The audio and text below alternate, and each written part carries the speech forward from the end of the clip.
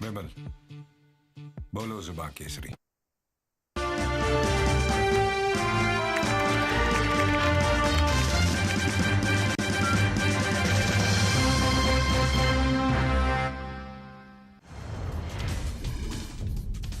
बिहार के पूर्व मुख्यमंत्री जीतन राम मांझी का कोरोना टेस्ट, कई दिनों से था सर्दी जुकाम, कोरोना रिपोर्ट आई negative.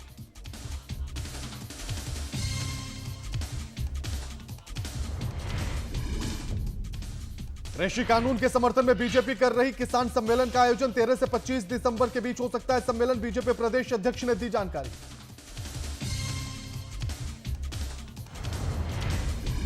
RJD supremo Lalu Prasad Yadav की बिगड़ी तबीयत, 25% काम कर रही किडनी, कभी भी हो सकती है डायलिसिस।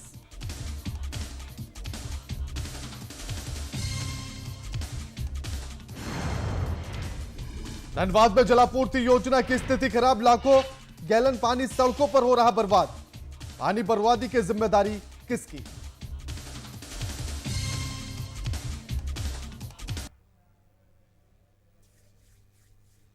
नमस्कार, मैं आपके साथ केके राणा, आप देख रहे हैं वीआईपी न्यूज। स्वागत है आप सभी का बिहार झारखंड की खबरों में।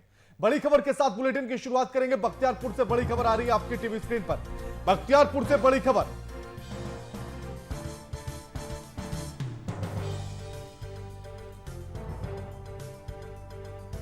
किसान सम्मेलन में पहुंचे रविशंकर प्रसाद। बड़ी खबर आपकी टीवी स्क्रीन पर, किसान सम्मेलन में पहुंचे रविशंकर प्रसाद। रविशंकर प्रसाद के साथ संजय जायसवाल भी मौजूद, यानी कि बीजेपी के प्रदेश अध्यक्ष संजय जायसवाल भी मौजूद हैं। जिस बात की जानकारी दी गई थी वही किसान सम्मेलन का आयोजन हो रहा है बख्तियारपुर के टेका बीघा में। सम्मेलन में बीजेपी के कई सांसद और नेता मौजूद हैं जो किसानों को कृषि कानून को लेकर उसके फायदे गिनवाएंगे, उसके फायदे बताएंगे, सरकार इसको क्यों लागू करना चाहती है उसके बारे में बताया जाएगा कि इससे किसानों को लाभ आखिर कैसे मिलेगा।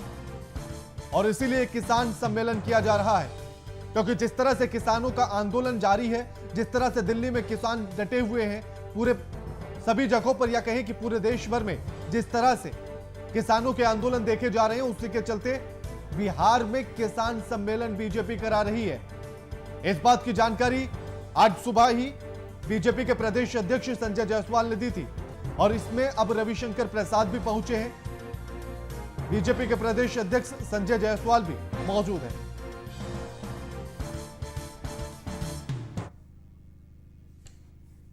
बिहार के पूर्व सीएम जीतन राम मांझी का पटना स्थित उनके आवास पर कोरोना की जांच की गई है। जीतन राम मांझी को पिछले कई दिनों से हल्की सी सर्दी थी और जिसकी वजह से उनकी कोरोना की जांच की गई। हालांकि जीतन राम मांझी की कोरोना रिपोर्ट नेगेटिव आई है।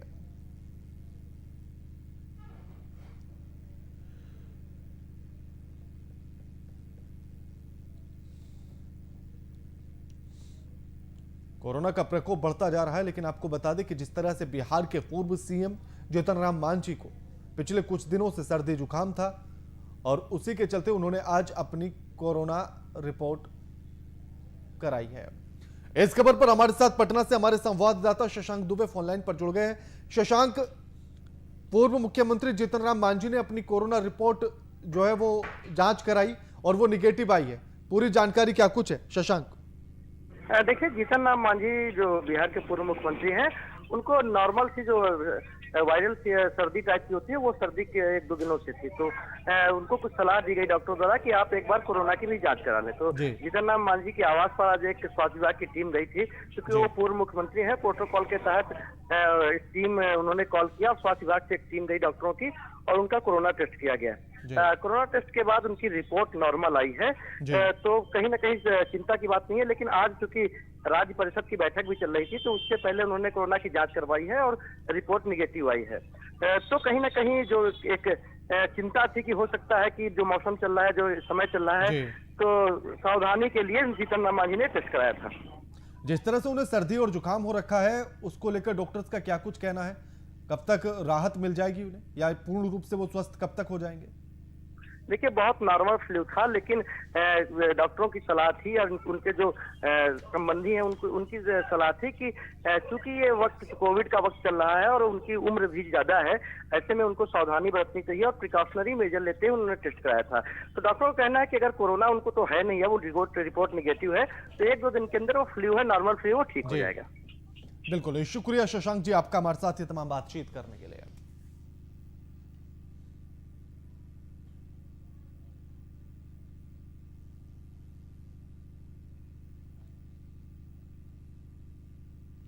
धनबाद की महत्वाकांक्षी योजना में से एक मैथन धनबाद जलापूर्ति योजना की स्थिति दिन पर दिन दयनीय होती जा रही है। सबसे बड़ी बात तो यह है कि मैथन डैम से धनबाद पहुंचने वाले लाखों गैलन पानी सड़कों पर बह रहा है, लेकिन इसकी सुध लेने वाला कोई है ही नहीं। इस पानी बर्बादी की सबसे बड़ी वजह जलापूर्ति विभाग की उदासीनता है, जो NH2 पर गोपालगंज के पास डैमेज वाटर पाइप को ठीक तक नहीं करा पाई। नतीजन रोजाना लाखों गैलन पानी सड़कों पर बर्बाद होता है।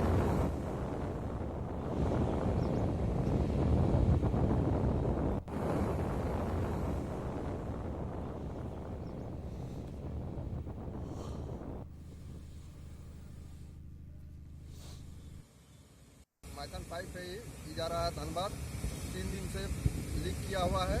3 दिन से पानी लाखों लीटर गीजर पानी बर्बाद हो रहा है ना। ऐसे ही आदमी को पानी नहीं मिल रहा है पीने के लिए। हम लोग पेयजल वाला को खबर भी किए हैं, लेकिन यहाँ अभी तक कोई भी नहीं हुआ, मरम्मत का काम नहीं हुआ।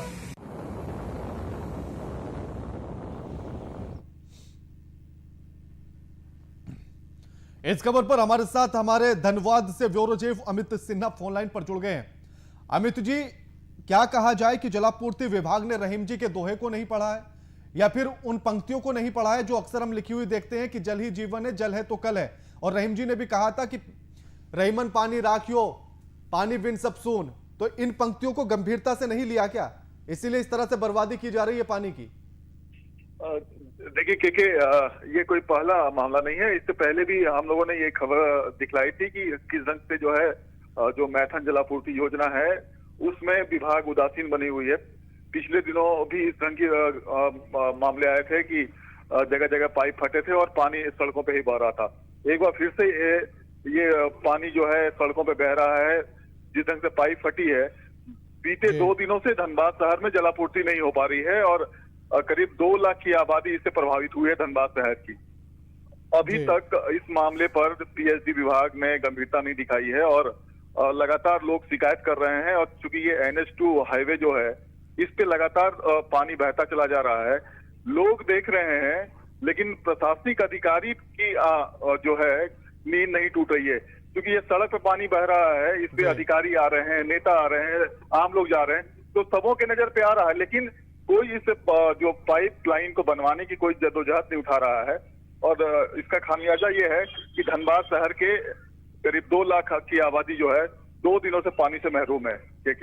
बिल्कुल, एक तरफ जहां लोग पानी की बूंद बूंद के लिए तरस रहे हैं अमित जी, दूसरी तरफ पानी को बर्बाद किया जा रहा है। या यूं समझ लिया जाए कि जलापूर्ति विभाग इसको पर्यटक स्थल बनाने की नजर से देख रहा है कि पानी फुहारे की तरह चल रहा है तो आनंद लिया जाए।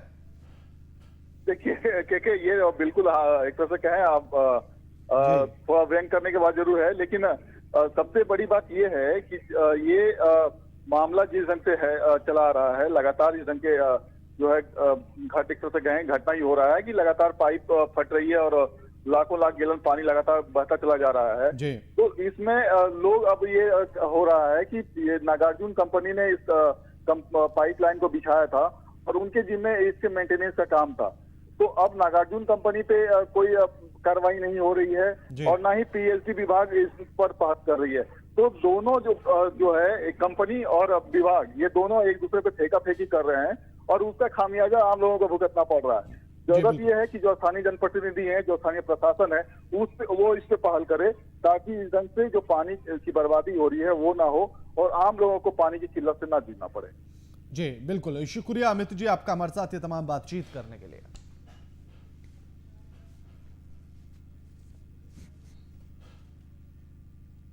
गढ़वा में लगातार गांजे की खेती को लेकर पुलिस के लिए चुनौती बनती जा रही है।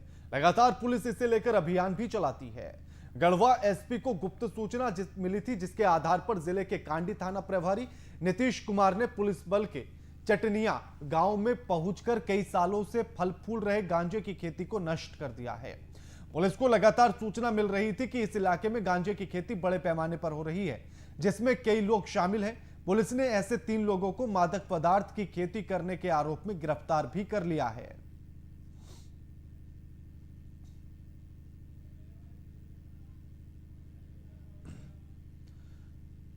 पुलिस को गुप्त सूचना मिली थी और उसी के आधार पर जब पुलिस मौके पर पहुंची तो पुलिस को एक बड़ी सफलता हाथ लगी है, जहां पुलिस ने एक बड़े पैमाने पर गांजे की खेती हो रही थी, गांजे की फसल को नष्ट कर दिया है। तस्वीरें आपकी टीवी स्क्रीन पर है, जिनमें आग लगा दी गई है।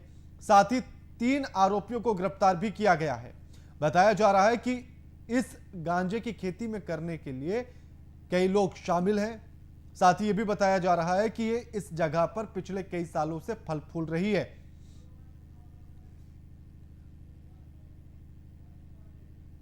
जिसको लेकर लगातार पुलिस को शिकायत भी मिल रही थी और उसी के आधार पर पुलिस ने यह छापेमारी की है।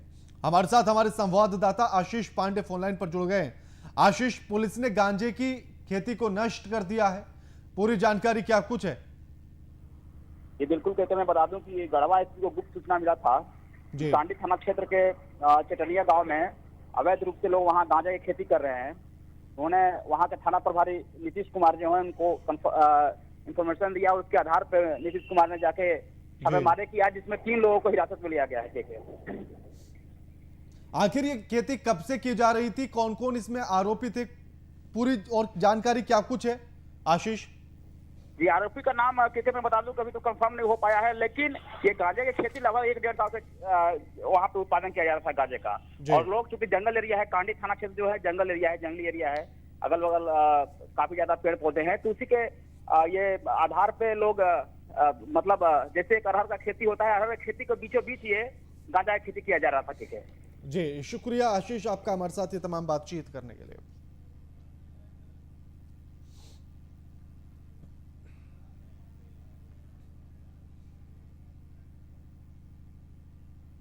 ठंड का मौसम आते ही भागलपुर की गंगा नदी के तट पर प्रवासी पक्षियों का झुंड पहुंचकर अपनी खूबसूरती बिखेर रहा है। वहीं वन एवं पर्यावरण विभाग के विशेषज्ञों के द्वारा इस साल 3 दिन तक चलने वाले पक्षी महोत्सव शुरू कर दिया गया। इस संबंध में विभाग के कर्मचारियों को विशेष जानकारी दी जा रही है। 3 दिवसीय समारोह सुंदर वन बरारी के प्रांगण में अरण्य उद्यान में आयोजित किया जा रहा है।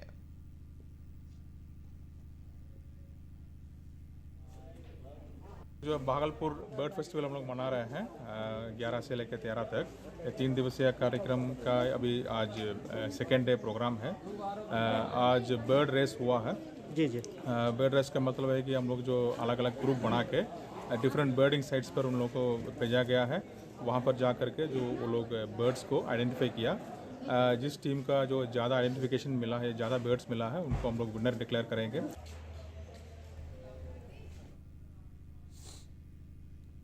इस खबर पर हमारे साथ हमारे संवाददाता राजीव पांडे फोनलाइन पर जुड़ गए हैं। राजीव, भागलपुर की गंगा तट पर जो प्रवासी पक्षी पहुंचे हैं वो अपनी सुंदरता को बिखेर रहे हैं, किस तरह का जो माहौल है, जो वातावरण है वो देखने के लिए मिल रहा है?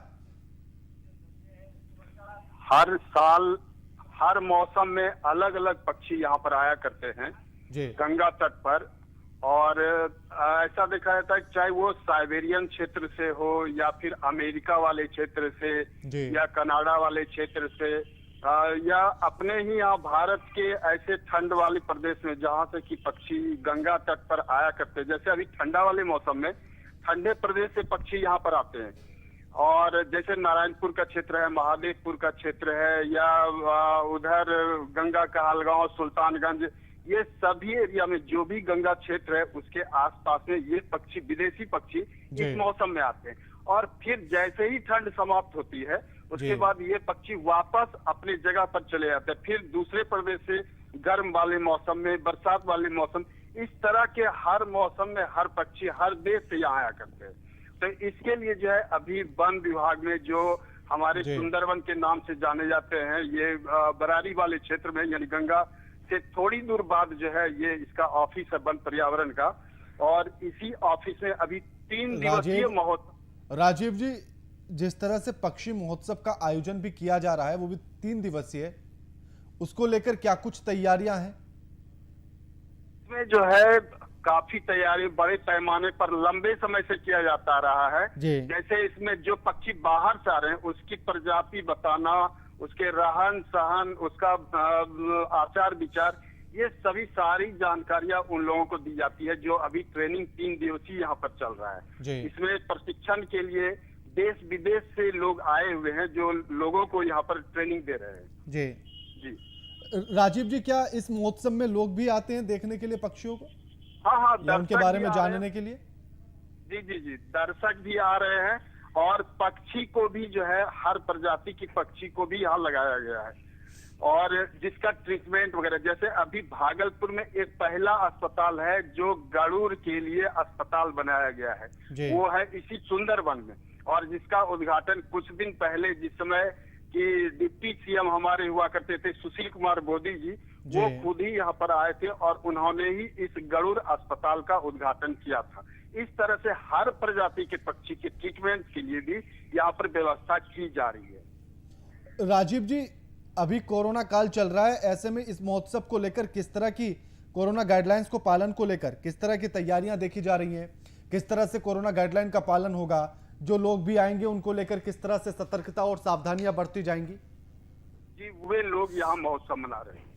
जी शुक्रिया राजीव जी आपका हमारे साथ ये तमाम बातचीत करने के लिए।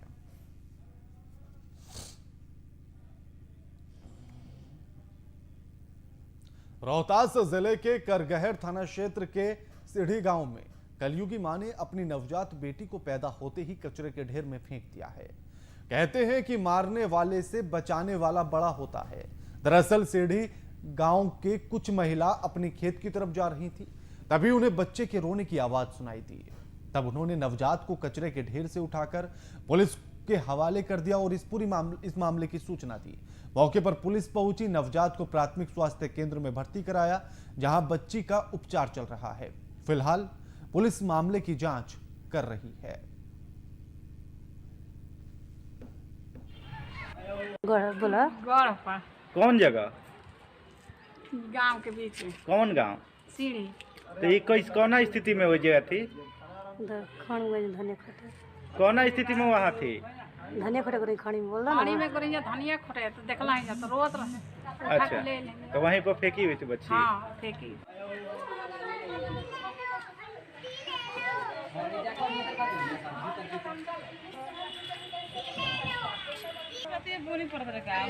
कुछ हम लेके आई बन गया।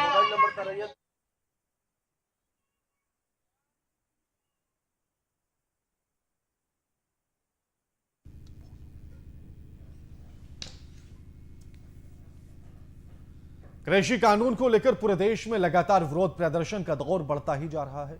ऐसे देखते ही अब बीजेपी ने डैमेज कंट्रोल पर काम करना शुरू कर दिया है। पार्टी आज से कानून के समर्थन में हर जिले में किसान सम्मेलन कर रही है, जिसके जरिए से किसानों को कृषि कानून के फायदे बताएगी और साथ ही विपक्ष के द्वारा जो भ्रम फैलाया जा रहा है उसकी जानकारी भी दी जाएगी। साथ ही आपको बता दें कि किसान चौपाल की शुरुआत आज पटना के बख्तियारपुर के केंद्रीय मंत्री रविशंकर प्रसाद और प्रदेश अध्यक्ष संजय जायसवाल ने की है।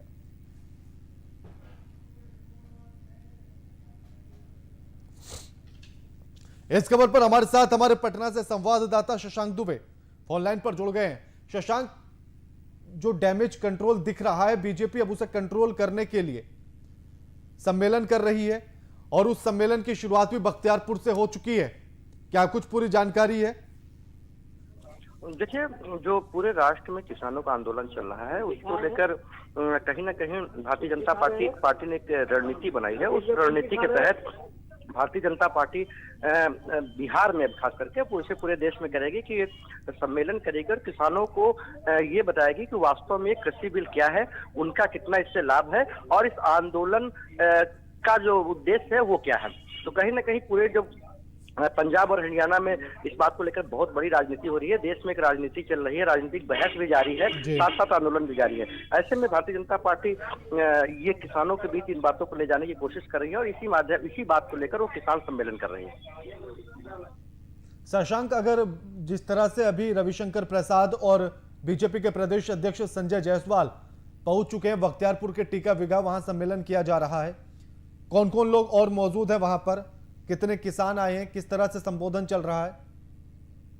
देखिए, तो पार्टी की मंशा है कि एक केंद्र का नेता जो रविशंकर प्रसाद पटना साहिब से एमपी भी है, वो आज पटना में थे। तो एक केंद्र का नेता जो किसान बिल के बारे में नीति बन रही थी उस वक्त हिस्सा था सरकार का, या हिस्सा है भी आज वो, और दूसरे भारतीय जनता पार्टी के प्रदेश सदस्य संजय जायसवाल। तो बिहार की लीडरशिप और राष्ट्र की केंद्रीय लीडरशिप दोनों किसानों के बीच जा रही है और अलग अलग जगह पर अलग अलग समय पर कार्यक्रम आयोजित किया गया और किसानों को प्रो एंड कॉन्स, जो कृषि बिल पहले से जो कानून था और जो नया इंट्रोड्यूस हुआ है, दोनों की तुलनात्मक बातें बताएंगे और इससे किसानों को क्या फायदा होगा और खास करके बिहार के परिप्रेक्ष्य में ये बिल कितना लाभदायक है, इन तमाम बातों की चर्चा की जाएगी।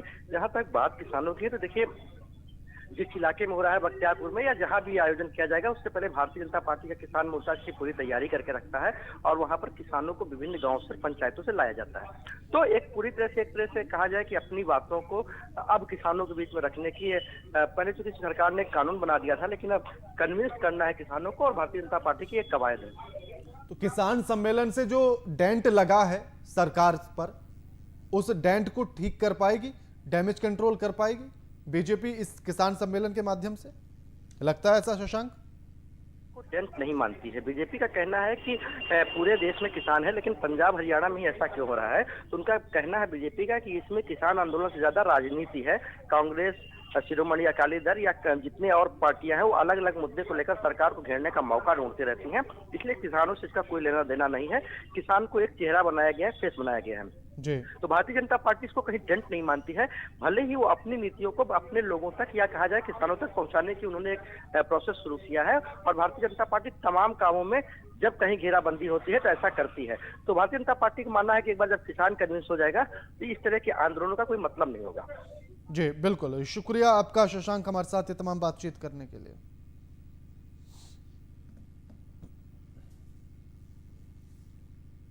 बीजेपी के राष्ट्रीय अध्यक्ष जेपी नड्डा पर जानलेवा हमला कर बीजेपी, जो हमला हुआ था उसका बीजेपी लगातार विरोध कर रही है। इसी कड़ी में भागलपुर के तिलका मांझी चौक पर तिलका मांझी नगर मंडल के द्वारा बंगाल की मुख्यमंत्री ममता बनर्जी का पुतला दहन किया गया। इसका नेतृत्व तिलका मांझी मंडल अध्यक्ष पंकज सिंह ने किया। मीडिया से बातचीत के दौरान पंकज सिंह ने बंगाल में अविलंब ममता सरकार को बर्खास्त कर राष्ट्रपति शासन लगाए जाने की मांग की है। जिंदाबाद जिंदाबाद भारतीय जनता पार्टी जिंदाबाद जिंदाबाद जिंदाबाद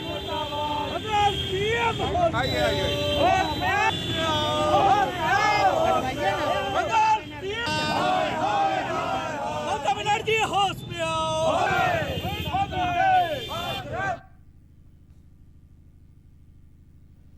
बिहार के मुजफ्फरपुर शहर में लंबे समय से जाम की समस्या को निजात दिलाने को लेकर पिछले कई दिनों से शहर में अतिक्रमण हटाने का अभियान लगातार जारी है। इसी कड़ी में शहर के टावर चौक से लेकर अखाड़ा घाट रोड में अतिक्रमण हटाया गया। आपको बताते चले कि कृष्णा सिनेमा के पास अतिक्रमण हटाने को लेकर स्थानीय लोगों ने जमकर विरोध किया। वहीं नगर निगम के सिटी मैनेजर ने बताया है कि विरोध होता रहेगा, लेकिन कार्रवाई जारी रहेगी और अतिक्रमण अभियान भी लगातार जारी रहेगा।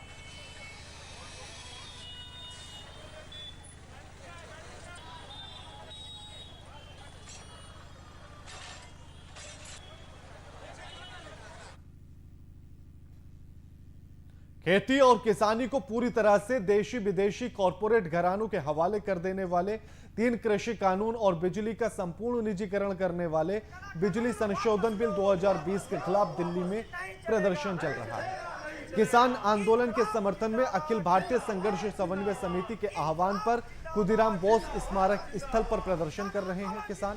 और आपको बताते चले कि मुजफ्फरपुर में अनिश्चितकालीन धरने का आज तीसरा दिन है। धरने की अध्यक्षता सरैया प्रखंड के किसान नेता सुनील कुमार सिंह ने की है। इस धरने में किसान नेताओं ने बैठक कर 14 दिसंबर को किसानों की मांग को लेकर जिलाधिकारी मुजफ्फरपुर के पास पहुंचकर विशाल किसान प्रदर्शन किया है।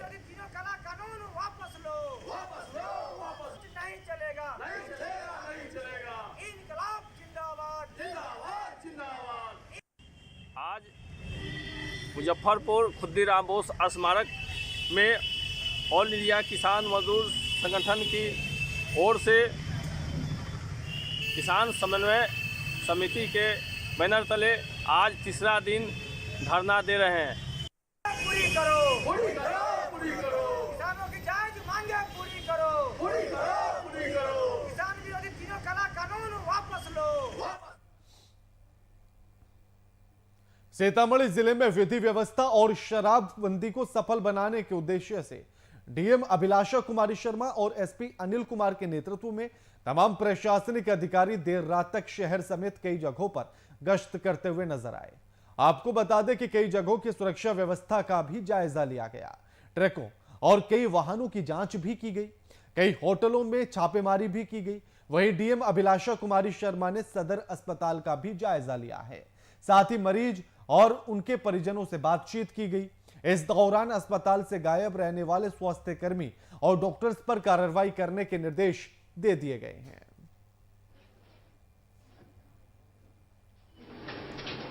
आज बृहद पैमाने में पूरे जिला में विधि व्यवस्था संधारण के लिए पेट्रोलिंग टीम निकाली गई थी। इसके साथ ही मद्य निषेध को प्रभावी ढंग से लागू करने के लिए सभी होटल, लाइन होटल, सभी जगह में व्हीकल की जांच करवाई गई।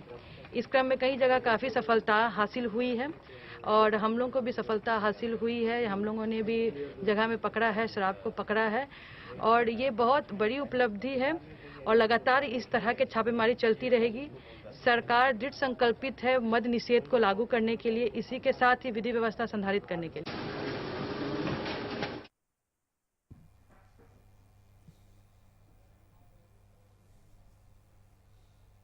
बुलेटिन में फिलहाल इतना ही। लगातार खबरों के लिए देखते रहिए वीआईपी न्यूज। नमस्कार।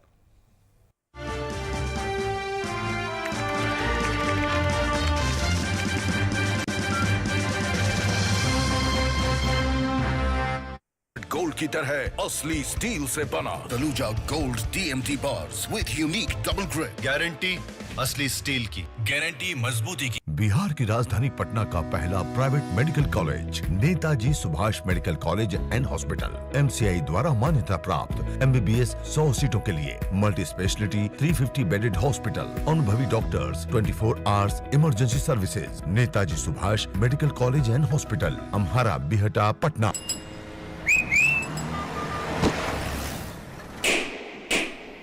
अब इग्नोर नहीं करेंगे। नया खून है, खोलेगा अब इंडिया ग्लो करेगा।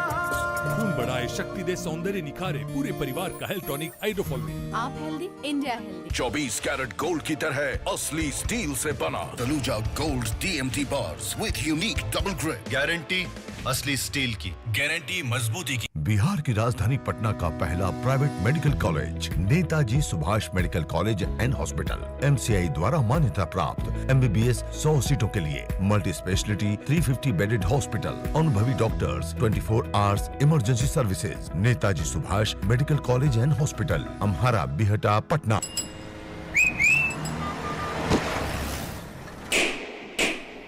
अब इग्नोर नहीं करेंगे। नया खून है, खोलेगा अब इंडिया ग्लो करेगा। खून बढ़ाए, शक्ति दे, सौंदर्य निखारे, पूरे परिवार का हेल्थ टॉनिक हाइड्रोफॉल। आप healthy, India healthy. 24 carat gold की तरह असली स्टील से बना Taluja gold TMT bars with unique double grip. Guarantee असली स्टील की, गारंटी मजबूती की। बिहार की राजधानी पटना का पहला private medical college Netaji Subhash medical college and hospital MCI द्वारा मान्यता प्राप्त MBBS 100 सीटों के लिए मल्टी स्पेशलिटी 350 बेडेड हॉस्पिटल, अनुभवी doctors, 24 hours emergency services. Netaji Subhash medical college and hospital, Amhara, Bihta, Patna.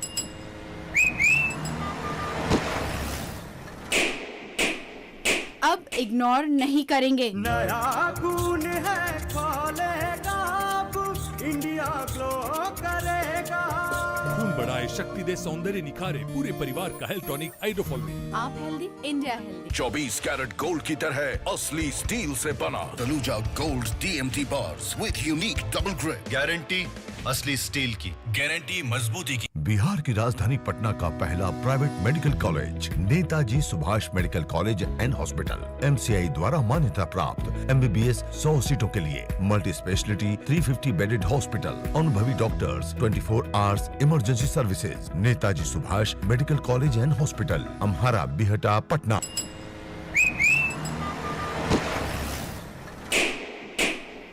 अब इग्नोर नहीं करेंगे। नया खून है खोलेगा।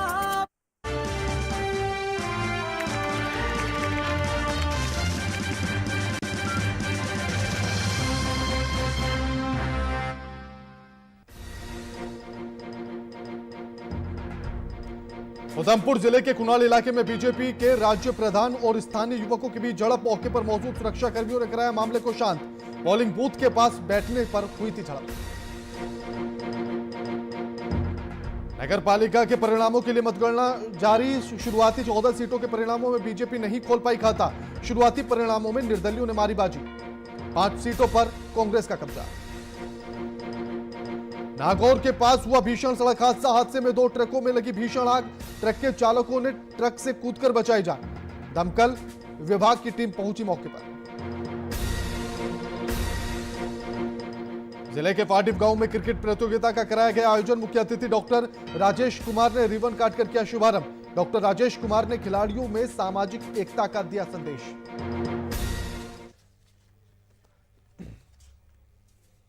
नमस्कार, मैं आपके साथ के राणा, आप देख रहे हैं वीआईपी न्यूज। स्वागत है आप सभी का राजस्थान की खबरों में। उधमपुर जिले के कुनाल इलाके में बीजेपी के राज्य प्रधान रविंद्र रैना और स्थानीय युवकों के बीच झड़प हुई है।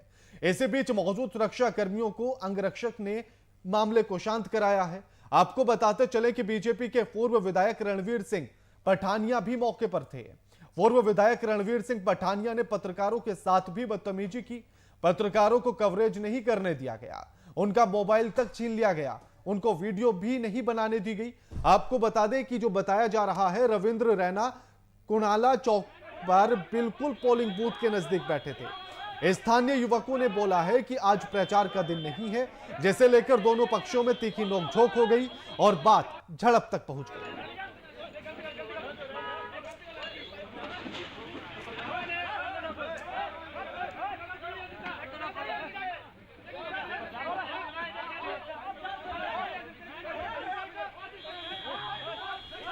उधमपुर जिले के कुणाल इलाके में बीजेपी के राज्य प्रधान रविंद्र रैना और स्थानीय युवकों के बीच झड़प हुई है। इसी बीच मौजूद सुरक्षा कर्मी और अंगरक्षकों ने मामले को शांत कराया है।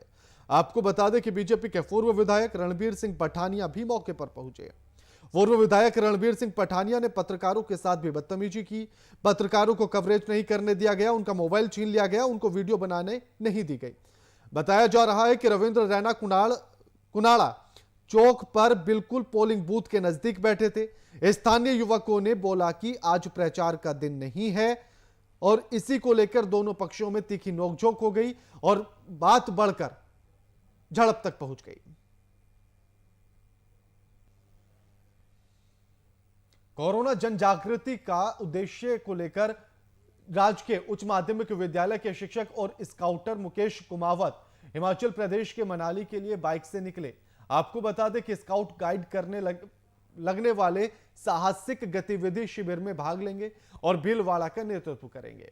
वहीं इसके लिए रविवार को स्काउट गाइड जिला मुख्यालय भीलवाड़ा से स्थानीय संघ सचिव प्रेम शंकर जोशी, सीईओ गाइड अनीता तिवारी और राष्ट्रीय मानवाधिकार एंड एंटी करप्शन मिशन के जिलाध्यक्ष पवन बावरी ने सफल यात्रा की शुभकामनाएं देकर कुमावत को रवाना किया है।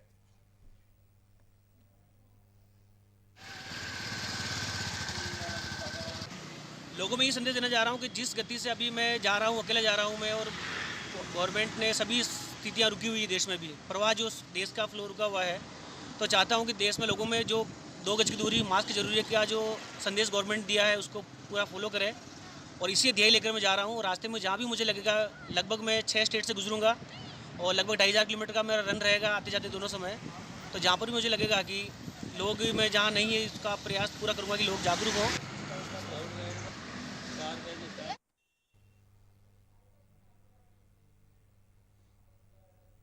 कोरोना जन जागृति के उद्देश्य को लेकर राजकीय उच्च माध्यमिक विद्यालय के शिक्षक और स्काउटर मुकेश कुमावत हिमाचल प्रदेश के मनाली के लिए बाइक से निकले। आपको बता दें कि स्काउट गाइड के द्वारा लगने वाले साहसिक गतिविधि शिविर में भाग लेंगे और भीलवाड़ा का नेतृत्व करेंगे। वहीं इसके लिए रविवार को स्काउट गाइड जिला मुख्यालय भीलवाड़ा से स्थानीय संघ सचिव प्रेम शंकर जोशी, सीईओ गाइड अनिता तिवारी और राष्ट्रीय मानवाधिकार एंड एंटी करप्शन मिशन के जिलाध्यक्ष पवन बावरी ने सफल यात्रा की शुभकामनाएं देकर कुमावत को रवाना किया है।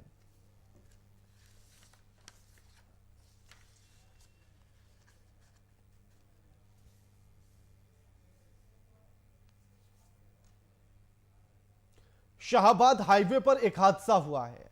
आपको बताते चलें कि चलते ट्रक के आगे गाय आ गई और गाय को बचाने के लिए चालक ने पूरी कोशिश की, लेकिन बावजूद इसके ट्रक पलट गया, जिसमें एक युवक गंभीर रूप से घायल हो गया है। मौके पर पहुंची पुलिस ने घायल को नजदीकी अस्पताल में भर्ती कराया, लेकिन गनीमत रही कि इस हादसे में कोई भी बड़ी अनहोनी नहीं हुई है।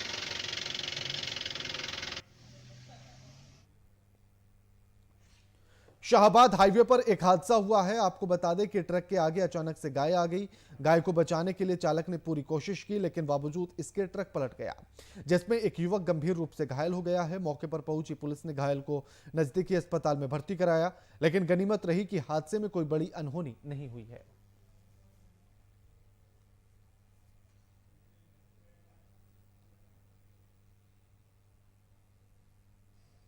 प्रदेश में एक और तो चुनावी सरगर्मियां बनी हुई हैं, तो वहीं दूसरी तरफ आदिवासी अंचल क्षेत्र में बेमौसम बारिश होने से ठंड बढ़ गई है।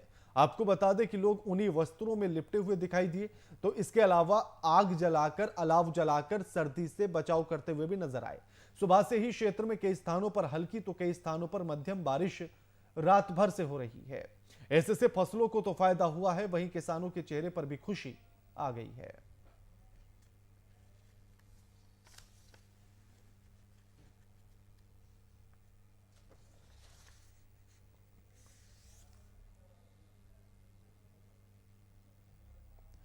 प्रदेश में एक और तो चुनावी सरगर्मियां बनी हुई हैं, तो वहीं दूसरी तरफ आदिवासी अंचल क्षेत्र में बेमौसम बारिश होने से ठंड बढ़ गई है। आपको बता दें कि लोग उन्हीं वस्त्रों में लिपटे हुए दिखाई दिए, तो अलाव जलाकर सर्दी से बचाव करते हुए भी नजर आए। सुबह से ही क्षेत्र के कई स्थानों में हल्की तो कई स्थानों पर मध्य तौर पर बारिश हुई है और रात भर होती रही। ऐसे से फसलों को तो फायदा हुआ और किसानों के चेहरे पर खुशी भी आई है।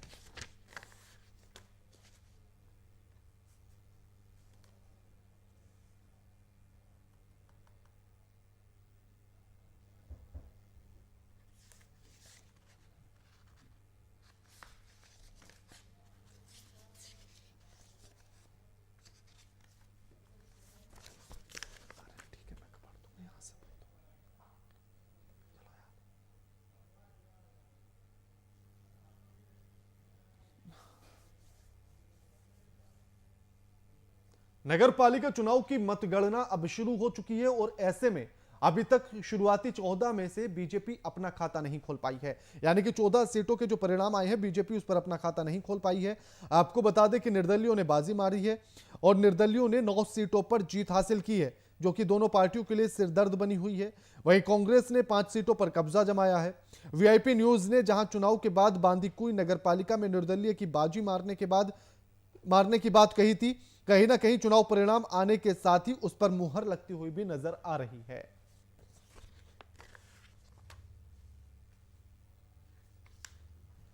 नगर पालिका चुनाव परिणाम के लिए मतगणना जारी है और शुरुआती 14 सीटों में परिणामों में बीजेपी अपना खाता नहीं खोल पाई। निर्दलियों ने बाजी मारी है। निर्दलियों ने 9 सीटों पर जीत हासिल की है, जो कि दोनों पार्टियों के लिए सिरदर्द बना हुआ है। वहीं कांग्रेस ने 5 सीटों पर कब्जा जमाया है। वीआईपी न्यूज ने जहां चुनाव के बाद बांदीकुई नगर पालिका में निर्दलीय की बाजी मारने की बात कही थी, कहीं ना कहीं चुनाव परिणाम आने के बाद उस पर मुहर लगती हुई दिखाई दी है।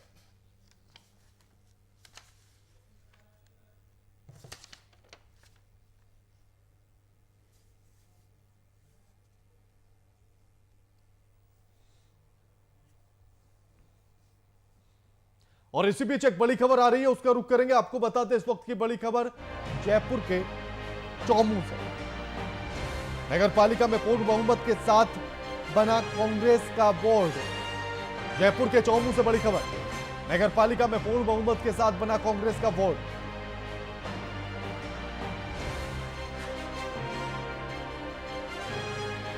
शहर वासियों ने चुनी शहर की सरकार और थामा कांग्रेस का हाथ, यानी कि कांग्रेस के हाथ में कमान दे दी है।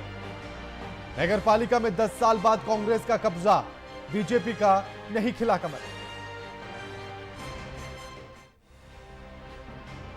बीजेपी के मुख्य प्रवक्ता रामलाल शर्मा अपने गढ़ में भी नहीं बचा पाए बीजेपी की साख।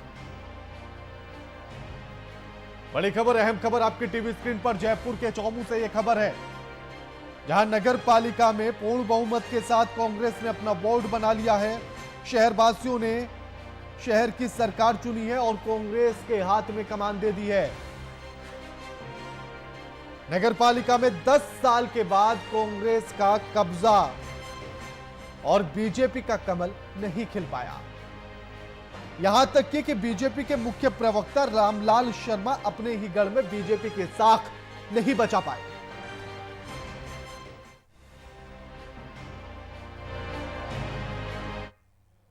नागौर के टिकट चिमरानी फांटे के पास भीषण सड़क हादसा हुआ है। आपको बता दें कि सड़क हादसे में 2 ट्रकों में आमने सामने से जबरदस्त भिड़ंत हो गई। भिड़ंत के बाद दोनों ट्रकों में आग लग गई। इस दौरान दोनों ट्रकों के चालकों ने ट्रक से कूदकर अपनी जान बचाई, जिसमें दोनों चालक घायल हो गए। मौके पर पहुंची दमकल विभाग की टीम ने आग पर काबू पाया। घायलों को अस्पताल में भर्ती कराया गया।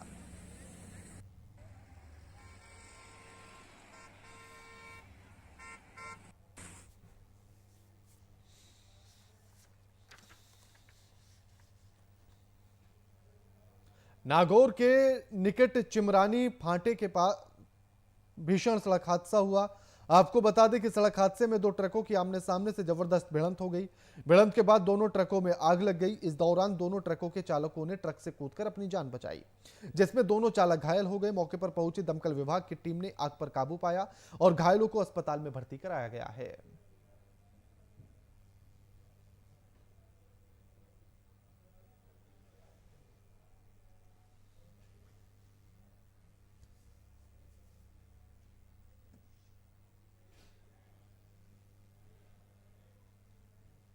जिले के पांडेव गांव में आयोजित क्रिकेट प्रतियोगिता की शुरुआत हुई है, जिसमें 16 टीमों ने भाग लिया है।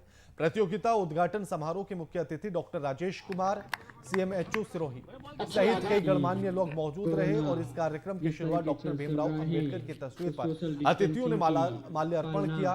कार्यक्रम को संबोधित करते हुए मुख्य अतिथि डॉक्टर राजेश कुमार ने कहा है कि खेल का जीवन में अपना ही महत्व है, जो मानसिक और शारीरिक विकास के लिए जरूरी है। साथ ही इसमें खिलाड़ियों में सामाजिक एकता का संदेश भी जाता है।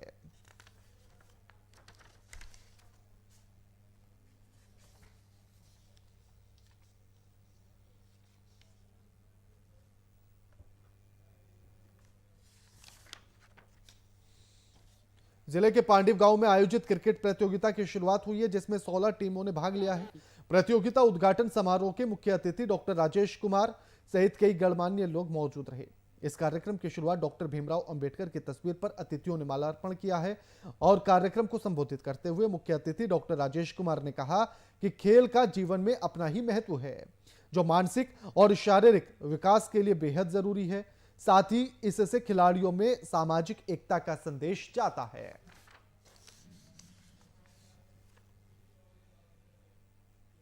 तारानगर के राजकीय आयुर्वेद औषधालय में स्वर्गीय चौधरी रामजी लाल शेखू की 3य पुण्यतिथि पर स्वैच्छिक रक्तदान शिविर का आयोजन किया गया।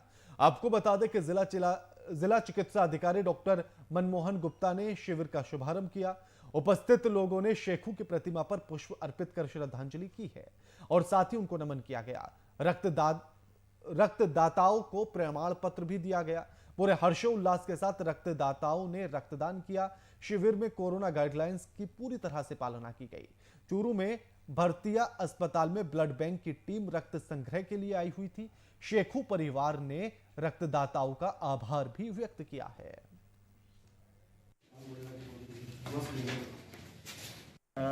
डॉक्टर निखिल जो हमारे पुंसी सर में मेडिकल ऑफिसर हैं तारानगर ब्लॉक में, उन्होंने अपने दादाजी की पुण्य स्मृति में उपरोक्त ब्लड डोनेशन कैंप रखवाया है, जो कि बहुत ही पुण्य का काम है।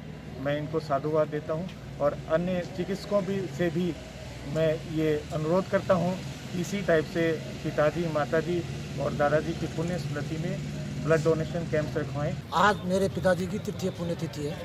इस पुण्यतिथि के अवसर पर देव विकास समिति की तरफ से हमने रक्तदान शिविर का आयोजन किया गया है। कुछ लोगों को वहम है कि रक्तदान करने से खून कम हो जाता है, बाकी इससे कई बीमारियां से छुटकारा भी मिल जाता है। अतः निवेदन है कि आगे बढ़कर अधिकतम संख्या में रक्तदान करें और लोगों का जीवन बचाने में सहयोग करें।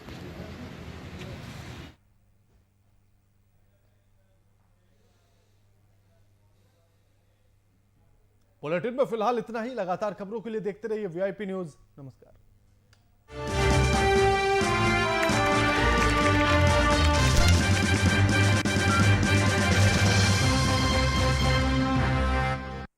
गोल्ड की तरह असली स्टील से बना Taluja gold TMT bars with unique double grip. Guarantee असली स्टील की, गारंटी मजबूती की। बिहार की राजधानी पटना का पहला private medical college Netaji Subhash medical college and hospital MCI द्वारा मान्यता प्राप्त MBBS 100 सीटों के लिए मल्टी स्पेशलिटी 350 बेडेड हॉस्पिटल, अनुभवी doctors, 24 hours emergency services. Netaji Subhash medical college and hospital, Amhara, Bihta, Patna.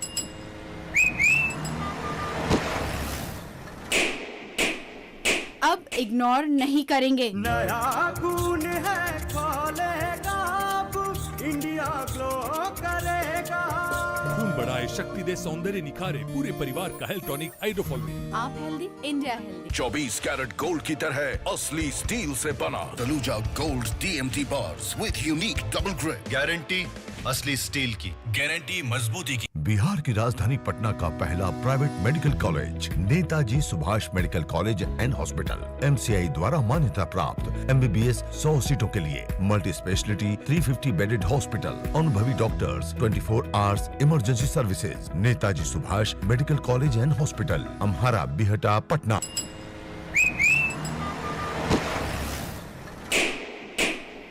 अब इग्नोर नहीं करेंगे। नया खून है, खोलेगा अब, इंडिया ग्लो करेगा। खून बढ़ाए, शक्ति दे, सौंदर्य निखारे, पूरे परिवार का हेल्थ टॉनिक हाइड्रोफॉल में। आप healthy, India healthy. 24 carat gold की तरह असली स्टील से बना Taluja gold TMT bars with unique double grip. Guarantee असली स्टील की, गारंटी मजबूती की। बिहार की राजधानी पटना का पहला private medical college Netaji Subhash medical college and hospital MCI द्वारा मान्यता प्राप्त MBBS 100 सीटों के लिए मल्टी स्पेशलिटी 350 बेडेड हॉस्पिटल, अनुभवी doctors, 24 hours emergency services. Netaji Subhash medical college and hospital, Amhara, Bihta, Patna.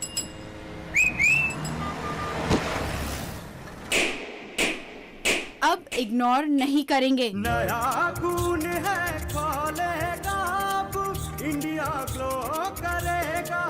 खून बढ़ाए, शक्ति दे, सौंदर्य निखारे, पूरे परिवार का हेल्थ टॉनिक हाइड्रोफॉल में। आप healthy, India healthy. 24 carat gold की तरह असली स्टील से बना Taluja gold TMT bars with unique double grip. Guarantee असली स्टील की, गारंटी मजबूती की। बिहार की राजधानी पटना का पहला private medical college Netaji Subhash medical college and hospital MCI द्वारा मान्यता प्राप्त MBBS 100 सीटों के लिए मल्टी स्पेशलिटी 350 बेडेड हॉस्पिटल, अनुभवी doctors, 24 hours emergency services. Netaji Subhash medical college and hospital, Amhara, Bihta, Patna.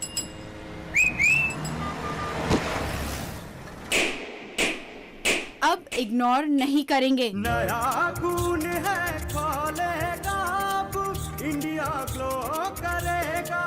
खून बढ़ाए, शक्ति दे, सौंदर्य निखारे, पूरे परिवार का हेल्थ टॉनिक हाइड्रोफॉल में। आप healthy, India healthy. 24 carat gold की तरह असली स्टील से बना Taluja gold TMT bars with unique double grip. Guarantee असली स्टील की, गारंटी मजबूती की। बिहार की राजधानी पटना का पहला private medical college Netaji Subhash medical college and hospital MCI द्वारा मान्यता प्राप्त MBBS 100 सीटों के लिए मल्टी स्पेशलिटी 350 बेडेड हॉस्पिटल, अनुभवी doctors, 24 hours emergency services. Netaji Subhash medical college and hospital, Amhara, Bihta, Patna.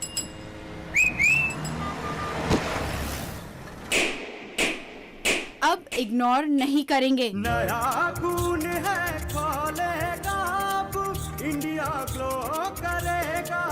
खून बढ़ाए, शक्ति दे, सौंदर्य निखारे, पूरे परिवार का हेल्थ टॉनिक हाइड्रोफॉल में। आप healthy, India healthy. 24 carat gold की तरह असली स्टील से बना Taluja gold TMT bars with unique double grip. Guarantee असली स्टील की, गारंटी मजबूती की। बिहार की राजधानी पटना का पहला private medical college Netaji Subhash medical college and hospital MCI द्वारा मान्यता प्राप्त MBBS 100 सीटों के लिए मल्टी स्पेशलिटी 350 बेडेड हॉस्पिटल, अनुभवी doctors, 24 hours emergency services. Netaji Subhash medical college and hospital, Amhara, Bihta, Patna.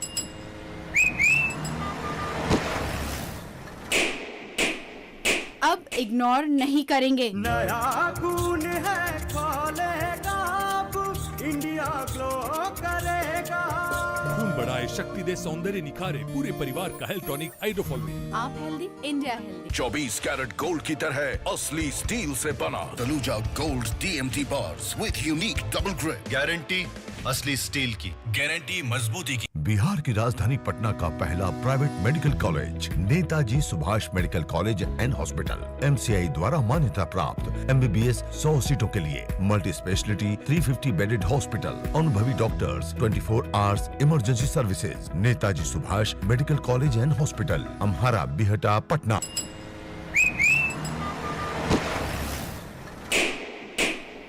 अब इग्नोर नहीं करेंगे। नया खून है खोलेगा, अब इंडिया ग्लो करेगा।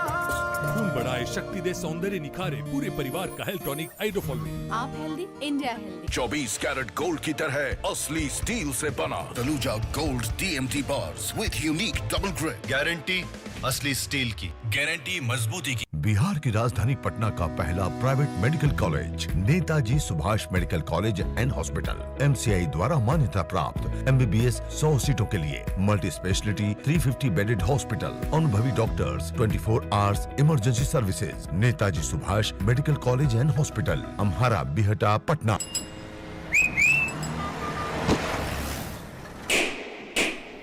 अब इग्नोर नहीं करेंगे। नया खून है खोलेगा, अब इंडिया ग्लो करेगा।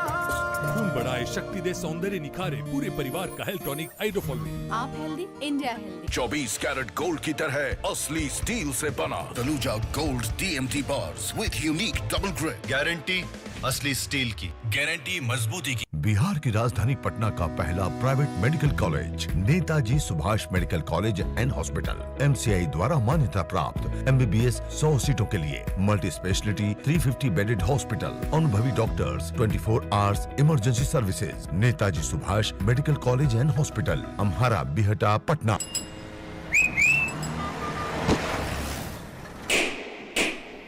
अब इग्नोर नहीं करेंगे। नया खून है खोलेगा, अब इंडिया ग्लो करेगा।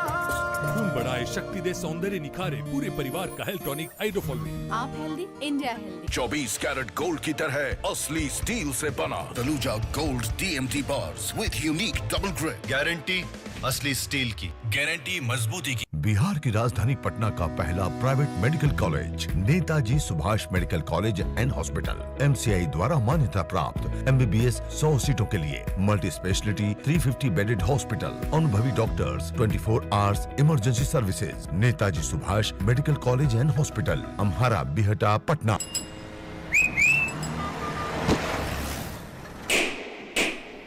अब इग्नोर नहीं करेंगे। नया खून है खोलेगा, अब इंडिया ग्लो करेगा। खून बढ़ाए, शक्ति दे, सौंदर्य निखारे, पूरे परिवार का हेल्थ टॉनिक हाइड्रोफॉल में। आप healthy, India healthy. 24 carat gold की तरह असली स्टील से बना Taluja gold TMT bars with unique double grip. Guarantee असली स्टील की, गारंटी मजबूती की। बिहार की राजधानी पटना का पहला private medical college Netaji Subhash medical college and hospital MCI द्वारा मान्यता प्राप्त MBBS 100 सीटों के लिए मल्टी स्पेशलिटी 350 बेडेड हॉस्पिटल, अनुभवी doctors, 24 hours emergency services. Netaji Subhash medical college and hospital, Amhara, Bihta, Patna.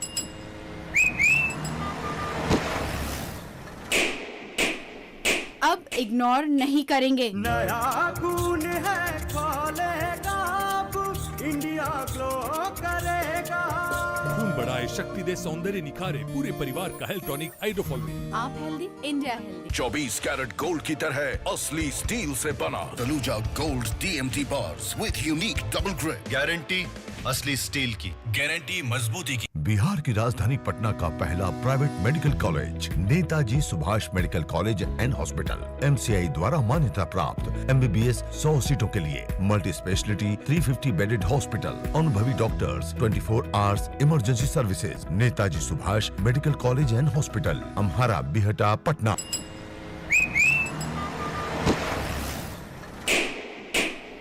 अब इग्नोर नहीं करेंगे। नया खून है खोलेगा, अब इंडिया ग्लो करेगा। खून बढ़ाए, शक्ति दे, सौंदर्य निखारे, पूरे परिवार का हेल्थ टॉनिक हाइड्रोफॉल। आप healthy, India healthy. 24 carat gold की तरह असली स्टील से बना Taluja gold TMT bars with unique double grip. Guarantee असली स्टील की, गारंटी मजबूती की। बिहार की राजधानी पटना का पहला private medical college Netaji Subhash medical college and hospital MCI द्वारा मान्यता प्राप्त MBBS 100 सीटों के लिए मल्टी स्पेशलिटी 350 बेडेड हॉस्पिटल, अनुभवी doctors, 24 hours emergency services. Netaji Subhash medical college and hospital, Amhara, Bihta, Patna.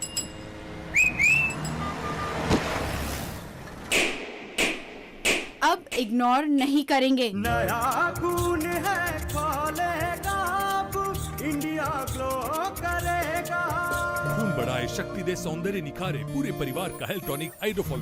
आप healthy, India healthy. 24 carat gold की तरह असली स्टील से बना Taluja gold TMT bars with unique double grip. Guarantee असली स्टील की, गारंटी मजबूती की। बिहार की राजधानी पटना का पहला private medical college Netaji Subhash medical college and hospital MCI द्वारा मान्यता प्राप्त MBBS 100 सीटों के लिए मल्टी स्पेशलिटी 350 बेडेड हॉस्पिटल, अनुभवी doctors, 24 hours emergency services. Netaji Subhash medical college and hospital, Amhara, Bihta, Patna.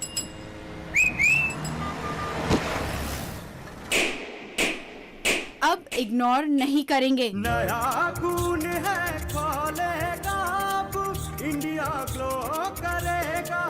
खून बढ़ाए, शक्ति दे, सौंदर्य निखारे, पूरे परिवार का हेल्थ टॉनिक हाइड्रोफॉल।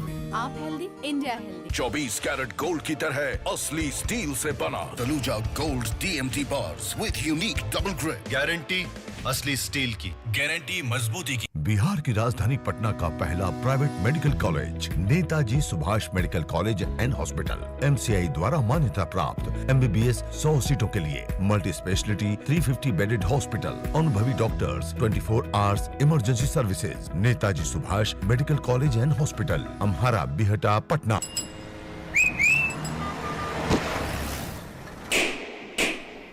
अब इग्नोर नहीं करेंगे। नया खून है खोलेगा, अब इंडिया ग्लो करेगा। खून बढ़ाए, शक्ति दे, सौंदर्य निखारे, पूरे परिवार का हेल्थ टॉनिक हाइड्रोफॉल। आप healthy, India healthy. 24 carat gold की तरह असली स्टील से बना Taluja gold TMT bars with unique double grip. Guarantee असली स्टील की, गारंटी मजबूती की। बिहार की राजधानी पटना का पहला private medical college Netaji Subhash medical college and hospital MCI द्वारा मान्यता प्राप्त MBBS 100 सीटों के लिए मल्टी स्पेशलिटी 350 बेडेड हॉस्पिटल, अनुभवी।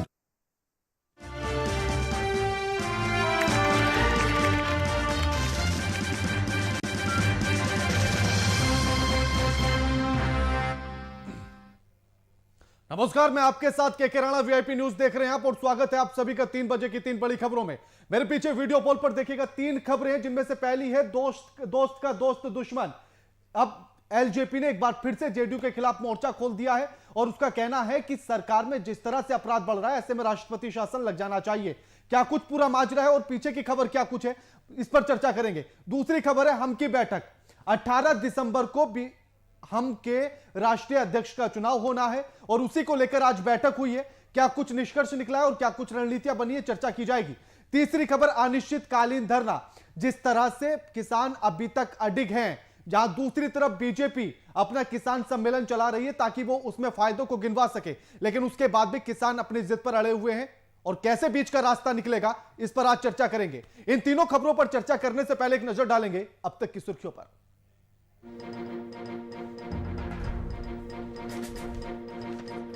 बिहार में बढ़ते अपराध के बाद मौजूदा सरकार के खिलाफ जमकर बयानबाजी कर रही है एलजेपी। प्रदेश में अपराध के लिए सीएम नीतीश कुमार को दोषी मान रही है एलजेपी। प्रवक्ता ने कहा एलजेपी एनडीए में है और वे बिहार में नीतीश कुमार का विरोध करते रहेंगे। पूर्व सीएम जीतन राम मांझी के नेतृत्व में हुई हम पार्टी के राष्ट्रीय अध्यक्ष परिषद की बैठक। पूर्व सीएम मांझी के आवास पर हुई बैठक का आयोजन। बैठक में हम पार्टी के राष्ट्रीय पदाधिकारी, विधायक समेत जिलाध्यक्ष हुए शामिल। खुदीराम बोस स्मारक स्थल पर चल रहे अनिश्चितकालीन धरने का आज तीसरा दिन। किसान आंदोलन में के समर्थन में अखिल भारतीय संघर्ष समन्वय समिति के आह्वान पर चल रहा प्रदर्शन। आरजेडी सुप्रीमो लालू प्रसाद यादव की बिगड़ी तबीयत 25% काम कर रही है। किडनी कभी भी हो सकती है डायलिसिस।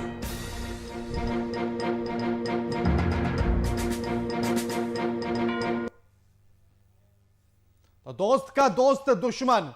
बिहार विधानसभा चुनाव में भले ही एलजेपी को करारी हार मिली हो, एक सीट के अलावा एलजेपी ने कहीं जीत हासिल नहीं की हो, लेकिन एलजेपी सरकार के खिलाफ लगातार बिगुल फूंक रही है। बिहार में बढ़ रहे अपराध के बाद एलजेपी सरकार के खिलाफ मुखर हो गई है। एलजेपी बढ़े हुए अपराध के लिए मुख्यमंत्री नीतीश कुमार को दोषी मान रही है, क्योंकि बिहार का गृह विभाग सीएम नीतीश कुमार के पास है। ऐसे में विपक्ष की तर्ज पर एलजेपी हर दिन नीतीश कुमार को आईना दिखा रही है। इसी को लेकर एलजेपी ने केंद्र के गृह मंत्री अमित शाह से बिहार में बढ़ते अपराध के लिए राष्ट्रपति शासन लगाने की मांग की है। देखा जाए तो एलजेपी केंद्र में बीजेपी के साथ है, यानी कि एनडीए का हिस्सा है। बिहार बीजेपी सरकार के साथ है, यानी कि नीतीश कुमार के नेतृत्व में बीजेपी काम कर रही है। एलजेपी के प्रवक्ता राजेश भट्ट कहते हैं कि उनकी पार्टी एनडीए में है और वे बिहार में नीतीश कुमार का विरोध कर रहे हैं और करते रहेंगे।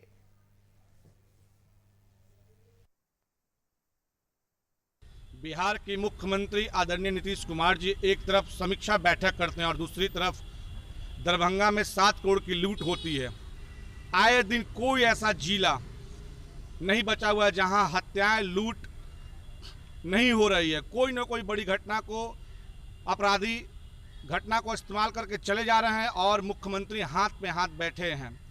बिहार में राष्ट्रपति शासन लगाने के लिए देश के गृह मंत्री आदरणीय अमित शाह जी को आज हम लोगों ने पत्र के माध्यम से अवगत कराकर राष्ट्रपति शासन लगाने की बिहार में हम मांग करते हैं।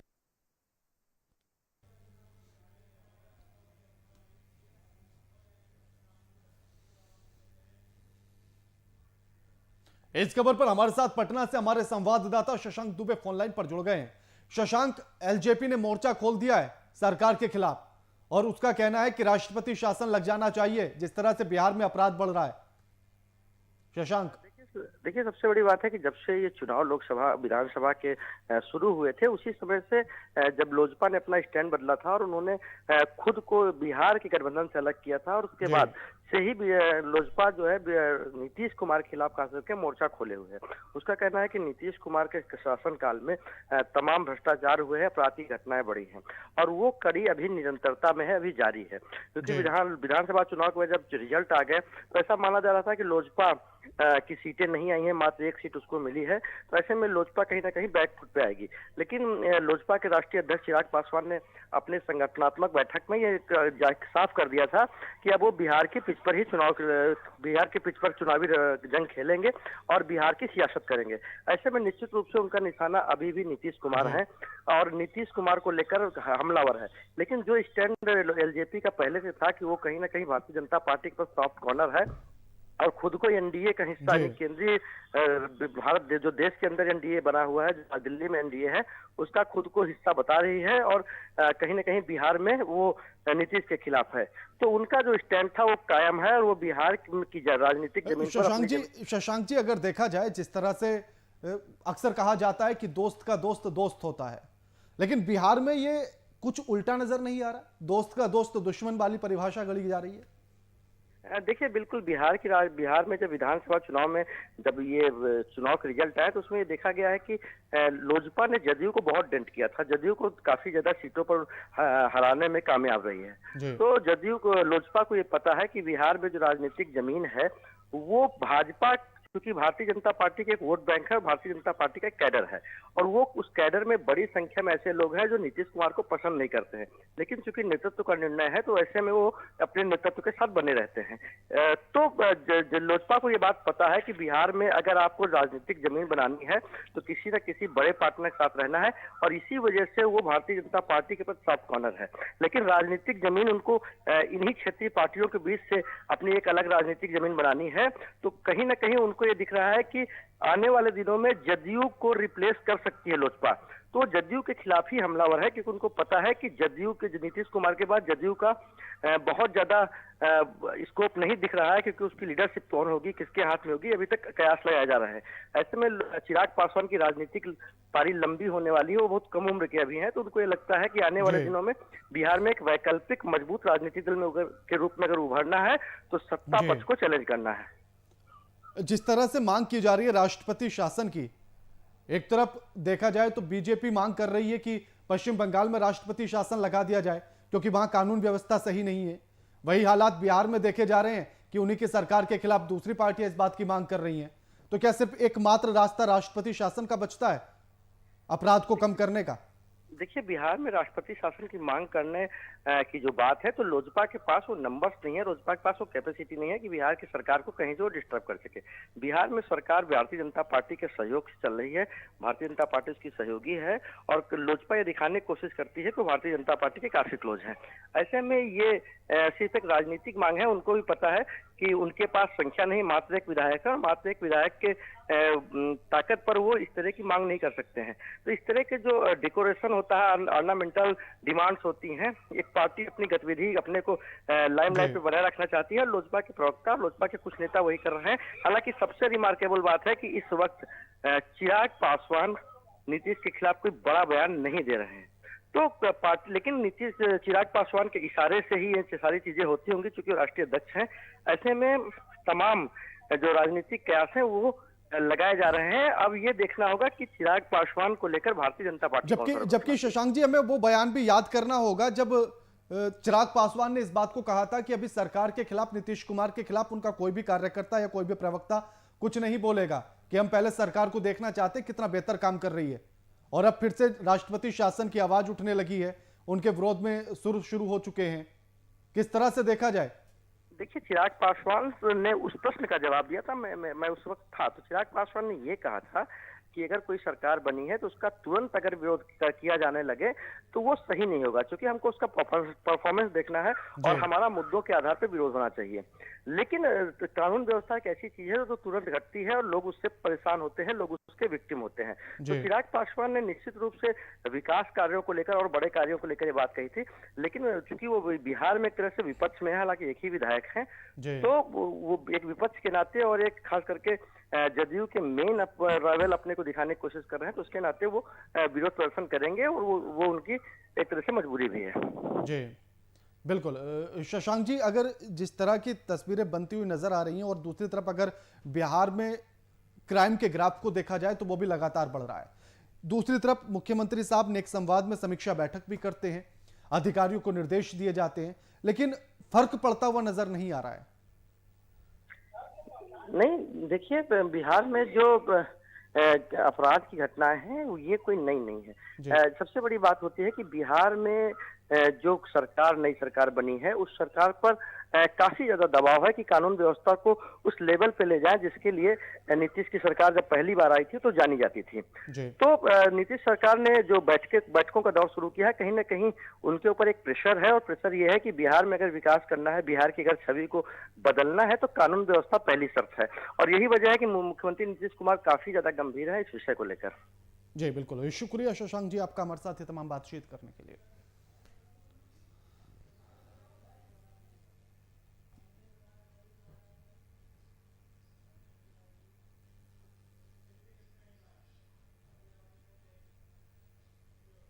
राजधानी पटना में हम पार्टी के राष्ट्रीय परिषद की बैठक पूर्व सीएम जीतन राम मांझी के आवास पर आयोजित की गई।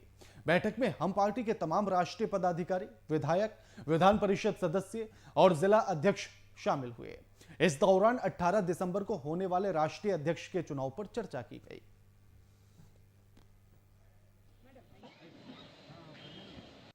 देखिए, हमारे तमाम जो जिला अध्यक्ष हैं, जो भी राष्ट्रीय परिषद के सदस्य हैं, वो तमाम लोग बैठक में आ गए हैं। बैठक शुरू हो चुकी है और इस बैठक में आगामी जो हमारी पार्टी की रणनीति है, किस तरीके से संगठन का विस्तार करना है, विधानसभा चुनाव में कुछ कमियां जो रह गई थी, उन कमियों की भरपाई कैसी करनी है, इन तमाम मुद्दों को लेकर के हम अपने कार्यकर्ताओं से, अपने परिषद के सदस्यों से बातचीत करेंगे। उसके अलावे आगामी जो राष्ट्रीय कार्यकारिणी की बैठक होनी है, उसके लिए हम परिषद के सदस्यों से बातचीत करेंगे और उनसे पूछेंगे कि कौन सी तारीख को राष्ट्रीय अध्यक्ष का चुनाव कराया जाए और किस तरीके से कराया जाए। तो परिषद की बैठक में इसका निर्णय लिया जाएगा कि राष्ट्रीय कार्यकारिणी में और राष्ट्रीय कार्यकारिणी के जो अध्यक्ष और पूरी कमेटी का जो विस्तार होना है, उस पर कैसे चर्चा करनी है। तमाम मुद्दों पर हम यहाँ बातचीत करेंगे।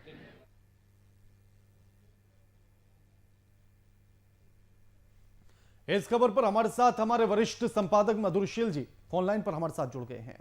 मधुर जी, जिस तरह से आज बैठक की गई और 18 तारीख को हम पार्टी के राष्ट्रीय अध्यक्ष का चुनाव भी होना है, क्या कुछ रणनीतियां बनी हैं चुनाव को लेकर?